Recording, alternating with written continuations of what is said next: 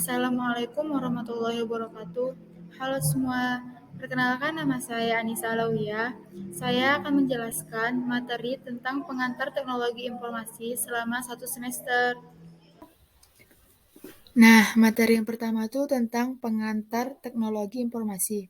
Teknologi adalah ilmu yang berkaitan dengan sains dengan mengaplikasikan pengetahuan saintifik ke praktis. Sedangkan informasi adalah pernyataan atau gagasan yang mengandung makna yang dapat didengar dan dilihat dan disajikan dalam berbagai bentuk. Nah, kenapa kita harus belajar teknologi informasi? Karena teknologi informasi memiliki efek yang sangat besar dan dampak yang signifikan. Struktur manajemen informasi sangat dipengaruhi oleh teknologi informasi dan kesempatan karirnya sangat banyak di teknologi informasi. Intinya, teknologi informasi sangat mempengaruhi pekerjaan atau organisasi karena teknologi informasi sangat-sangat dibutuhkan untuk masa depan. Lanjut materi 2, yaitu pengertian arsitektur komputer. Arsitektur komputer adalah suatu konsep tentang perencanaan dan struktur pengoperasian dasar dari suatu komputer.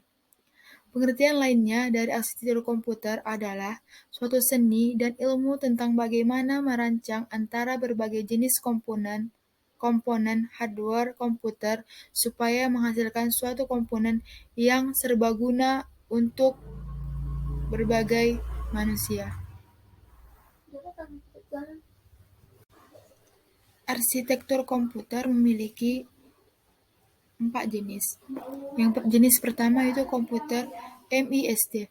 Komputer MISD tidak beda jauh dengan komputer SISD, hanya saja perbedaannya dari prosesor yang digunakan lebih dari 1 unit. Yang kedua, ada komputer MIMD. MIMD ini termasuk komputer yang bisa menjalankan aplikasi yang membutuhkan kinerja prosesor yang tinggi. Yang ketiga, ada komputer SISD. Komputer ini bekerja dengan skema aritmatika dan logika, di mana semua dilakukan dengan satu perhitungan saja. Yang keempat, ada komputer SIMD. Jenis komputer ini dibuat secara paralel, jadi komputer ini hanya bisa mengendalikan prosesor dari satu sistem kendali saja. Selanjutnya, arsitektur komputer memiliki fungsi. Fungsi pertama yaitu memperbaiki komputer dengan mudah, bisa meningkatkan penggunaan prosesor, meningkatkan penggunaan komputer, memastikan kelancaran komponennya, bisa memberikan gambaran tentang aplikasi yang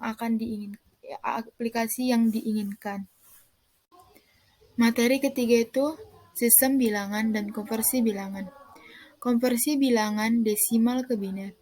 Konversi bilangan desimal bulat ke bilangan biner guna pembagian dengan 2 secara suksesif sampai sisanya sama dengan 0. Sisa-sisa pembagian membentuk jawaban. Yang kedua, ada konversi bilangan desimal ke oktal. Konversi bilangan desimal bulat ke bilangan oktal guna pembagian dengan 8 secara suksesif sampai sisanya sama dengan 0. Sisa-sisa pembagian membentuk jawaban. Selanjutnya, ada konversi bilangan desimal ke heksadesimal. Konversi bilangan desimal bulat ke bilangan heksadesimal guna pembagian dengan 16 secara suksesif sampai sisanya sama dengan 0. Sisa-sisa pembagian membentuk jawaban. Selanjutnya ada konversi bilangan biner ke oktal. Untuk mengonversikan bilangan biner ke bilangan oktal, lakukan pengelompokan 3 digit bilangan biner dari posisi kanan. Selanjutnya ada konversi bilangan oktal ke biner. Sebaliknya, untuk mengkonversi bilangan oktal ke biner, yang harus dilakukan adalah terjemahkan setiap digit bilangan oktal ke 3 digit bilangan. Selanjutnya ada konversi bilangan biner ke heksadesimal. Untuk mengonversi bilangan biner ke bilangan heksadesimal, lakukan pengelompokan 4 digit bilangan biner dari posisi kanan. konversi bilangan heksadesimal ke binar. Sebaliknya, untuk mengonversi bilangan heksadesimal ke binar, yang harus dilakukan adalah terjemahkan setiap digit bilangan heksadesimal ke 4 digit bilangan binar. Nah, materi 4 yaitu sistem bilangan dan kode. Bilangan ialah suatu jumlah dan suku-suku angka, di mana tiap suku angka adalah merupakan hasil perkalian antara angka dengan hasil perpangkatan dan bilangan dasar, di mana pangkat ini sesuai dengan letak suku angka tersebut. Sistem dasar bilangan 10 atau desimal yaitu sistem bilangan yang biasa kita pakai, di mana menggunakan kombinasi angka dan 0 sampai dengan 9. Sistem dasar bilangan 16 mempunyai bilangan dasar sama dengan 16. Kombinasi dari sistem bilangan heksadesimal ini dibentuk dari bilangan 0 sampai 9 dan abjad A sampai F. Sistem dasar bilangan 8 atau sistem oktadesimal mempunyai bilangan dasar 8. Kombinasi dari sistem bilangan oktadesimal ini dibentuk dari 0 sampai angka 8. Materi 5. Bahasa pemrograman. Bahasa pemrograman merupakan notasi yang dipergunakan untuk mendeskripsikan proses komputasi dalam format yang dapat dibaca oleh komputer dan manusia. Bahasa pemrograman dirancang untuk memfasilitasi komunikasi antara manusia dengan komputer. Jenis-jenis pernyataan kontrol yaitu penyeleksi kondisi, yaitu pernyataan if, pernyataan switch, dan operator. Perulangan kondisi, yaitu pernyataan while, pernyataan do while, pernyataan for. Pernyataan break, pernyataan continue, pernyataan X, dan Y. Nah, pernyataan if. Pernyataan if memungkinkan programan untuk menentukan mana yang benar atau tidak dan melakukan tindakan selanjutnya. Bentuk pernyataan if yaitu if else, if. Pernyataan switch. Pernyataan switch bermanfaat untuk menyeleksi sejumlah alternatif fungsi break dan default bersifat opsional. Break digunakan untuk mengarahkan eksekusi ke akhir switch, sedangkan default akan dieksekusi jika tidak ada yang cocok pada bagian cache. Operator.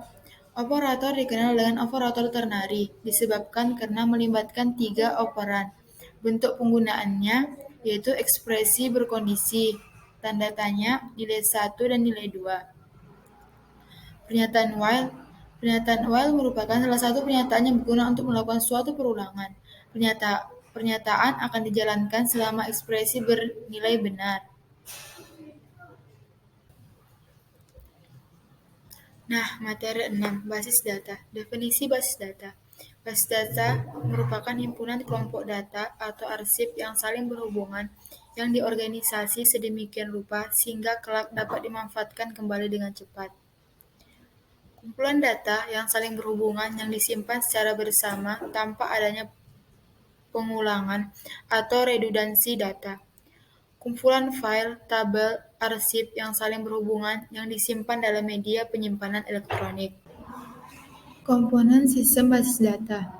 Komponen sistem basis data yaitu perangkat keras, hardware, komputer memori, storage, hard disk, peripheral hard, sistem operasi sistem, program yang menjalankan sistem komputer, mengendalikan resource komputer, dan melakukan berbagai operasi dalam sistem komputer.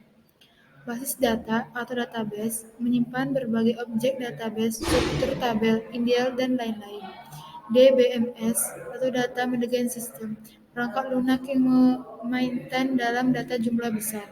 Pemakaian atau user para pemakaian database, aplikasi perangkat lunak lainnya, program lainnya.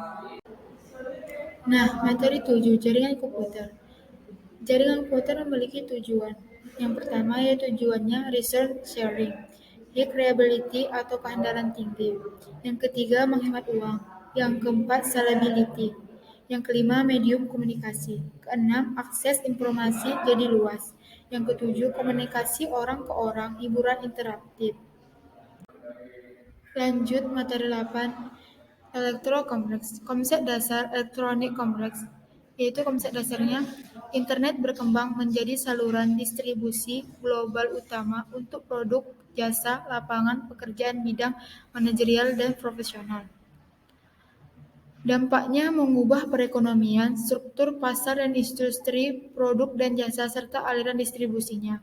Segmentasi pasar, nilai bagi konsumen, perilaku konsumen, lapangan pekerjaan, dan pasar tenaga kerja. Dampaknya juga terjadi pada masyarakat dan politik, dan berperspektif kita terhadap dunia dan diri kita di dalamnya. Nah, lanjut materi ke-9, kecerdasan buatan.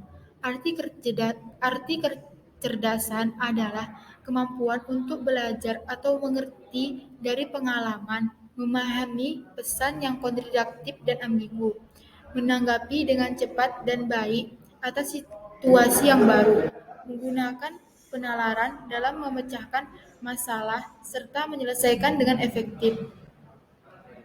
Sudut pandang kecerdasan buatan membuat mesin menjadi cerdas, atau berbuat seperti yang dilakukan manusia. Sudut pandang penelitian, kecerdasan buatan adalah studi bagaimana membuat komputer dapat melakukan sesuatu sebaik yang dilakukan manusia. Menurut sudut pandang pemrograman, kecerdasan buatan meliputi studi tentang program simbolik, problem solving, dan pencarian atau searching. Perbedaan kecerdasan buatan dengan kecerdasan alam, yaitu lebih permanen, menawarkan kemudahan duplikasi dan penyebaran lebih murah daripada kecerdasan alami, konsisten dan menyeluruh, dapat dikondumentasikan, dapat mengeksekusi tugas tertentu lebih cepat daripada manusia, dapat menjalankan tugas tertentu lebih baik dari banyak atau kebanyakan orang. Nah, kita lanjut ke materi 10.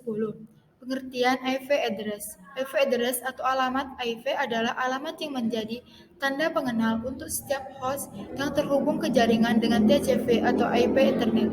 Berdasarkan aturan dari Internet Protocol, setiap host yang akan terhubung ke jaringan yang berbasis TCP harus memiliki IP address. IP address bersifat unik, artinya dalam satu jaringan tidak ada dua host atau lebih yang menggunakan alamat IP yang sama.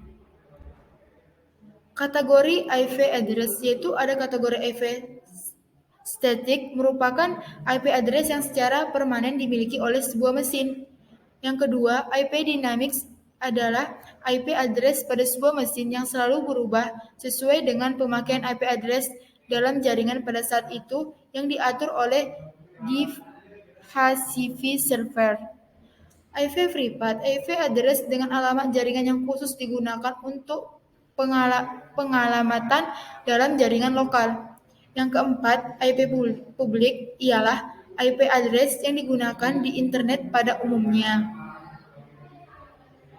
Sekian dari materi yang saya sampaikan. Semoga bermanfaat. Mohon maaf atas segala kekurangannya. Terima kasih.